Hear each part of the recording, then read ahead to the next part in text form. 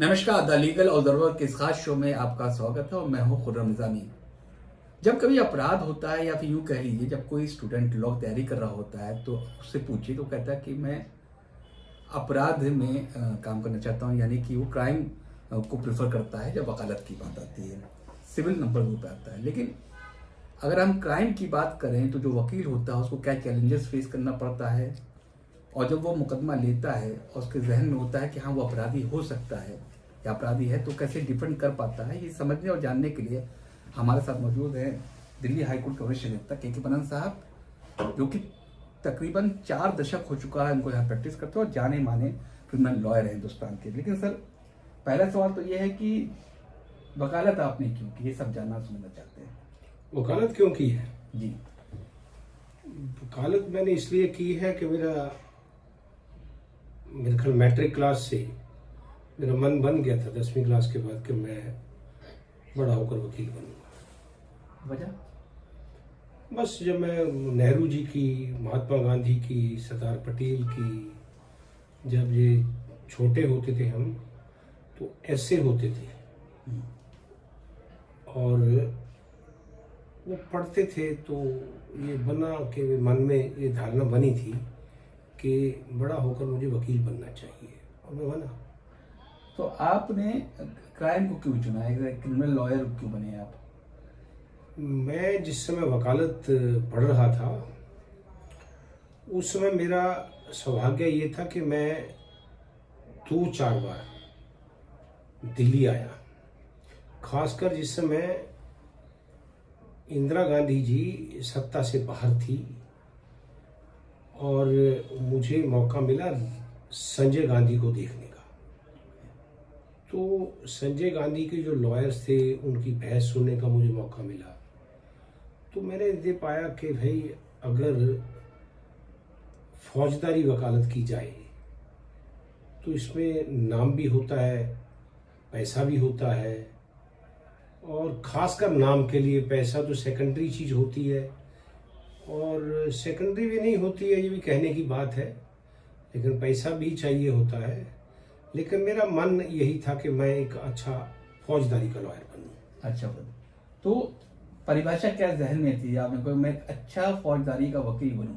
तो जब ये अच्छे की बात आती है तो आपकी नज़र में क्या डेफिनेशन थी उस अच्छे वकील की? अच्छे वकील की डेफिनेशन ये होती है कि ईमानदारी से वो अपने कार्य का निर्वाह करे, मेहनत करे, जो भी केस उसका आता है चाहे छोटा है या बड़ा है। शुरू में छोटे छोटे केसों से हमने स्टार्ट किया है, लेकिन मैं हमेशा केस को पढ़ता था, एक बार नहीं कम से कम 20 बार केस को पढ़ता था।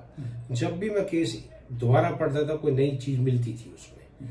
और भाग्यवश ये था कि मैं कितना खुशकिस्मत था कि मुझे मेरे सीनियर उस समय के टॉप लॉयर थे पटियाला हाउस के, बलदेव साई मेहता जी, जो अब इस दुनिया में नहीं है। मेरे को उनके साथ बिठाने वाले उसी बार के, हमारी पटियाला हाउस बार के प्रेसिडेंट होते थे शिवलाल तनेजा जी, वो गाजियाबाद के थे। और मैं गाजियाबाद में जिस मकान में रहता था, मेरे मकान मालिक के वो दोस्त हुआ करते थे। तो मेरे मकान मालिक ने उनको मेरी सिफारिश करी, तो उन्होंने मुझे पटियाला हाउस बुलाया और मैं को मेहता साहब के पास छोड़ के आए थे। तो मेरी लाइफ का एक बहुत बड़ा टर्निंग पॉइंट था कि मेरे को एक सीनियर बहुत अच्छे मिले हैं, और दूसरे उन्हीं के साथ बैठते थे, उन्हीं के सीनियर जूनियर थे लेकिन बाद में सीनियर हैं, आज भी सीनियर है। और JR प्रियानी साहब, वो आज हैं लेकिन वकालत कम करते हैं, और उनसे भी मुझे जितना सीखने को मिला है मैं कहता हूँ मैं खुशकिस्मत था, भाग्यशाली था। तो आप तो खुशकिस्मत थे कि आपको इतने बड़े लोग मिले और यहाँ को सपोर्ट किया, बहुत चीज़ें बताई। लेकिन आज के दौर में क्या सीनियर्स इतने ज़्यादा प्रोटेक्टिव होते हैं, एजुकेटिव होते हैं अपने जूनियर्स को लेकर के? CGI साहब ने भी कहा है कुछ जूनियर सीनियर को लेकर। आप मेरे जूनियर से पूछ लेना, मेरे यहाँ से 600 से ज़्यादा जूनियर निकले हैं, और बहुत से जजेस हैं, और 1-2 तो बिल्कुल हाई कोर्ट में आने की गर्ज पे बैठे हैं। बहुत से मेट्रोपॉलिटन मजिस्ट्रेट्स हैं, प्रोसिक्यूटर हैं, और बहुत से ऐसे हैं कि वो सीनियर, बड़ी फ्लोरिशिंग उनकी इस समय प्रैक्टिस है। मुझे गर्व है सब अपने हर जूनियर पे। मैं जूनियर को किस तरह ट्रीट करता हूँ, मेरे किसी भी जूनियर से पूछ के देख लेना, क्योंकि मेरा उनको हमेशा यही कहना है। मैं हमेशा फाइल उनको दे देता हूँ कि इंडिपेंडेंट केस करो जाके। मैं कभी उनको किसी प्रकार की ये नहीं दिखाता कि मैं सीनियर हूँ तुम जूनियर हो।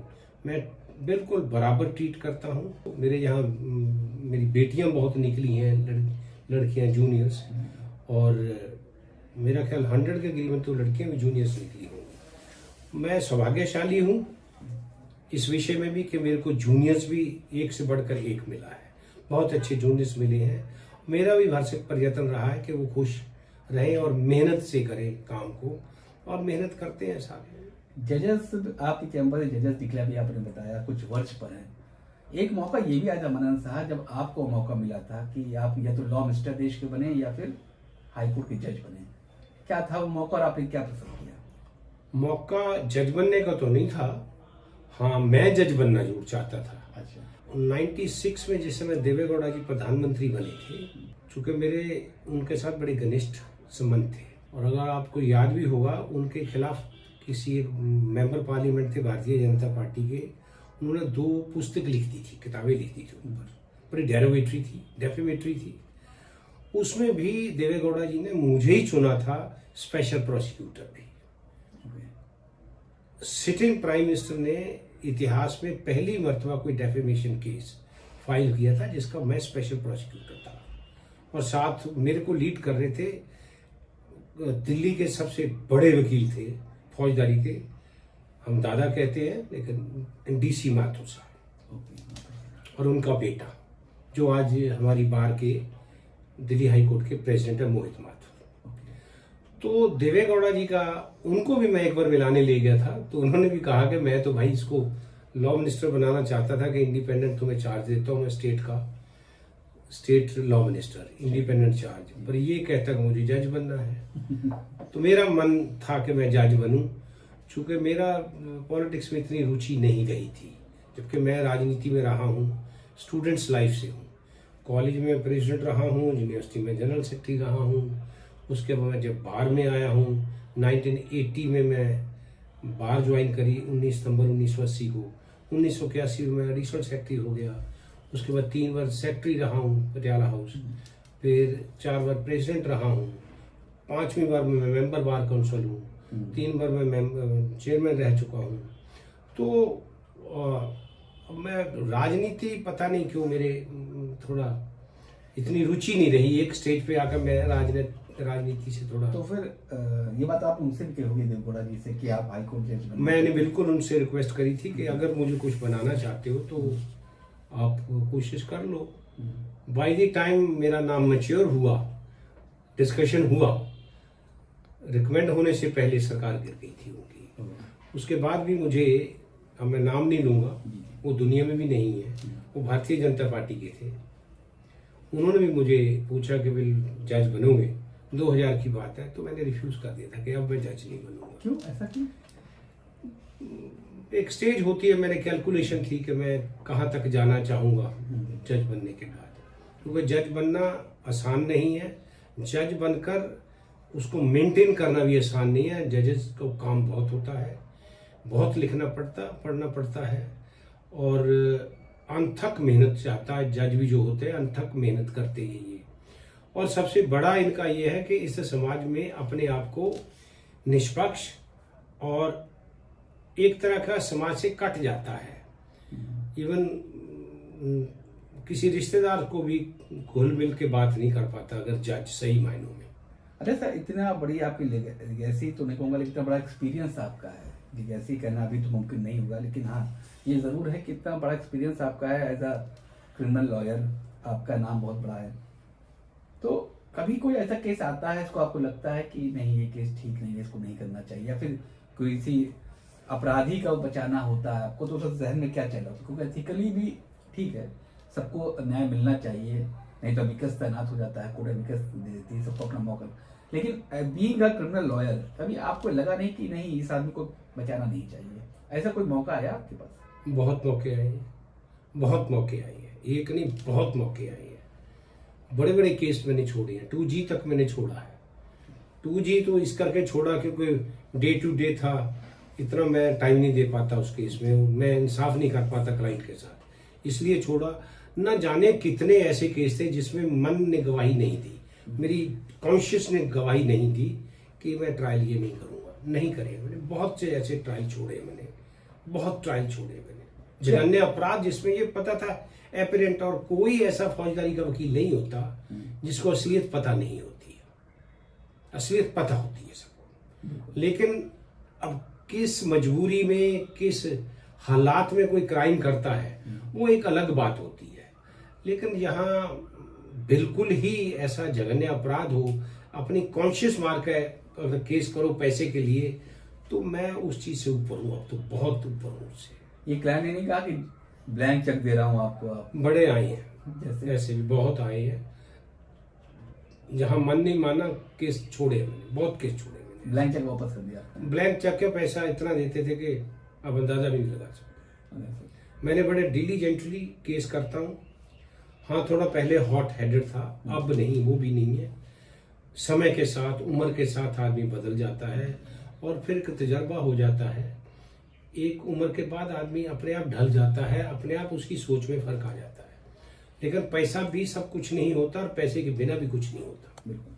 अरे सर, आखिरी सवाल, इतना वास्ट एक्सपीरियंस आपका है, लेकिन जो नए अधिवक्ता हैं या जो अपकमिंग है, जो जो अभी लॉ खत्म किया और आना चाहते हैं, वो आपको अगर फॉलो करते हैं तो ये जानना चाहेंगे, जो पहला केस आपका था, जब आप बेंच के सामने अपना केस रख रहे थे, उस वक्त आपकी क्या स्थिति थी, दिमाग में क्या कर रहे थे? तो पहला केस जज के सामने। सबसे पहले मैं दिल्ली हाई कोर्ट में जस्टिस GD जैन साहब के आगे पेश हुआ था। एक केस था यहाँ प्रगति मैदान के पास, एक लड़का था हरियाणा का, उसने चाकू दिखाकर किसी को लूटा। किस ईयर की बात है ये? 1981 के। पहला केस था आपका दिल्ली हाई कोर्ट में, जो मैंने इंडिपेंडेंट आर्ग्यू किया था। ओके। जैसे JD जैन थे, तो मैं जो भी बात करूं कहते then what, then so, then I said that this is my maiden appearance before your honour, all right, notice. After 3-4 days, और पहले इतने लंबा नहीं, 2-2 महीने 3 दिन की डेट नहीं लगती थी, 3 और 4 डे और next week date. Next date पे जैसे मैं आया, बहुत बड़े वकील थे उस समय, DR सेठी साहब सीनियर लॉयर थे, फौजदारी के बहुत बड़े। उनका बेटे संदीप सेठी हैं, सीनियर एडवोकेट है, एडिशनल सॉलिसिटर जनरल भी रहे हैं, और बहुत ही बड़े लॉयर है वो भी। उनके पिताश्री थे, वो प्रोसिक्यूटर थे। उन्होंने कहा, my lord, grant him the bail, I will not oppose it, I have gone through the case. Those were the days. अब नहीं प्रोसिक्यूटर ऐसा कह पाते, अब नहीं। पहले कर देते थे। तैयारी कितनी करनी पड़ी थी आपको? हाई कोर्ट में तो फाइलें पूरी तरह पढ़नी पड़ती है, इवन नीचे भी क्रॉस करने के लिए। अगर तुमने पूरी तरह फाइल नहीं पढ़ी है, छोटी छोटी ब्रीकियां नहीं देखी हैं, तो क्रॉस नहीं कर सकते। ये लेसन है। यस। और नए बच्चे आजकल जो आ रहे हैं, बहुत ही ब्रिलियंट, ओके। और मैं देख रहा हूँ डे बाई डे क्या ड्राफ्टिंग करते हैं, क्या इनकी इंग्लिश है। हमारी तो इंग्लिश भी गांव जैसी थी। गांव में टाट में हम 10वीं क्लास तक तो टाट पर ही पढ़ते थे। टेंस को सेंटेंस बनाते थे, पहले टेंस बनाओ फिर सेंटेंस बनाओ। आपसे बच्चे, मेरे ग्रैंडसन है 3rd क्लास में, टक टक टक टक इंग्लिश बोलता वो, और मैं आज तक नहीं वैसी इंग्लिश बोल पाता। समय की बात है। दूसरा, आपका वातावरण, हम गांव की, हमारी पैदाइश है, गांव में पालन पोषण हुआ है। बच्चे शहर और गांव में बहुत फर्क होता है। तो जो भी अब नया यंगस्टर लॉयर्स आ रही हैं, इनके लिए शिक्षा यही है, मेहनत करो। पैसे की कमी नहीं है इस प्रोफेशन में, लेकिन जज के नाम पे कभी पैसा मत खाना, प्रोसिक्यूटर के नाम पे नहीं खाना, हेरा फेरिया नहीं करनी है, पुलिस थाने नहीं जाना। अगर फौजदारी में रहना है तो प्रैक्टिस धीरे धीरे जमती है, समय लगता है, 5 साल का कम से कम समय होता है इसमें एस्टेब्लिश होने में। ये एक ऐसा प्रोफेशन है। उसके बाद तो फिर बुढ़ापे तक इसका is the limit। हाँ, ये आप देखिए ना, राजेंद्र सिंह जब्बलपुर वाले, कब तक उन्होंने कितना पैसा कमाया। उनका पोता भी सीनियर हो गया था, डेजिग्नेटेड। सो इस प्रोफेशन में डर ना पैसे की है ना शोहरत की है। बस इतना है कि आप डिलीजेंटली, ईमानदारी से और बिल्कुल तैयारी से केस करोगे तो आपको रिलीफ ही मिलेगा। अगर इधर उधर के टप्पे मारोगे तो कुछ नहीं। कोर्ट भी इतनी ना, कोर्ट पढ़ के आती है, हाई कोर्ट के तो जजेस पढ़ के आते हैं। 75 साल आज़ादी का मना रहे हैं, 25 साल बाद यानी 100 साल हो जाएंगे, उस वक्त आप जुडिशरी कहाँ देखते हैं? जुडिशरी कहाँ होगी? कैसे देखते हैं? हमारी जुडिशरी डे बाई डे है, तो पहले दिन से हमारे इंडिपेंडेंट ऑर्गन है। 3 पिलर्स हैं जो डेमोक्रेसी के। Judiciary is the 3rd pillar और one of the pillar. Day by day आप देखेंगे 100 साल बाद और पुख्ता हो जाएगी जुडिशरी। आज भी पुख्ता है और भी मजबूत होके उभरेगी। चूंकि आप देखेंगे कि अब जो एलिवेशन भी हो रही हैं, पहले भी ब्रिलियंट के होते थे, अब भी ब्रिलियंट बच्चे, बहुत ब्रिलियंट, उस समय तो बहुत ही ब्रिलियंट बच्चे आएंगे, लोग आएंगे, बच्चे तो नहीं कहूँगा, बहुत ही ब्रिलियंट लोग आएंगे। क्योंकि नेशनल लॉ स्कूल, ये स्कूल, वो स्कूल, उस समय गिने चुने स्कूल कॉलेज होते थे लॉ के, यूनिवर्सिटी में गुनी चुनी लिमिटेड सीटें होती थी। अब तो किसी चीज की दर्द नहीं है और पैसा इतना, बच्चे यहाँ लॉ करेंगे, उसके बाद मास्टर करने बाहर जाएंगे। मेरे बेटों ने बाहर मास्टर करा है, एक नहीं गया, उसको भी कहता रहा। बिटिया ने लॉ किया। मेरे 3 बच्चे, तीनों लॉयर्स हैं, दामाद लॉयर है। और ये तो प्रोफेशन एक ऐसा है। और वकीलों में से जज बनती हैं। अगर अच्छा वकील है तो अच्छा जज भी बनेगा वो। अच्छा जज है तो इसका मतलब वो वकील भी बहुत अच्छा था। वकील बहुत अच्छा था, सही कहा आपने।